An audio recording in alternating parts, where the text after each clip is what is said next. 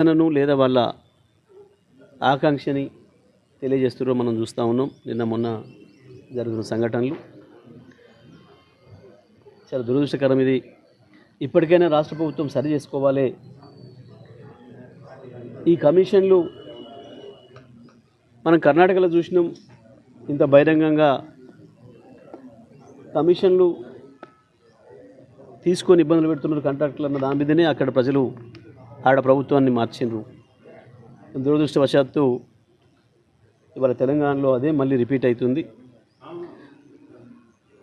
ఈ కమిషన్ల దందాను వెంటనే ఆపాలని చెప్పి బీఆర్ఎస్ పార్టీగా మేము డిమాండ్ చేస్తున్నాం. కాంట్రాక్టర్లు ఎవరైతే ఉన్నారో పాపం చిన్న చిన్న కాంట్రాక్టర్లు అందరూ వెంటనే ప్రతి ఒక్కరి బిల్లు చెల్లించాల్సిన బాధ్యత రాష్ట్ర ప్రభుత్వం పైన ఉంది. వాళ్ళని కాపాడాల్సిన బాధ్యత ఉంది. ఈ ప్రభుత్వం ఇప్పటి వరకు ఎన్ని బిల్లులు చెల్లించింది, కాంట్రాక్టర్లై ఎవరెవరికి చెల్లించింది బయట పెట్టాల్సిన అవసరం ఉంది. మేము డిమాండ్ చేస్తూ ఉన్నాం బీఆర్ఎస్ పార్టీగా. కేవలం పెద్ద కాంట్రాక్టర్లకు కొద్ది మందికి వాళ్ళకి ఎక్కువ కమిషన్ వచ్చే చోట మాత్రమే మంత్రులు ఆ స్థాయి పై స్థాయిలో ముఖ్యమంత్రి స్థాయి కార్యాలయం నుంచి మాత్రమే వచ్చిన ఫోన్లకు వాళ్ళకు ఇస్తున్నట్టుగా చిన్న కాంట్రాక్టర్లు అందరూ కూడా ఆరోపిస్తున్నారు. దీనిపైన వెంటనే శ్వేతపత్రం రిలీజ్ చేయాలి.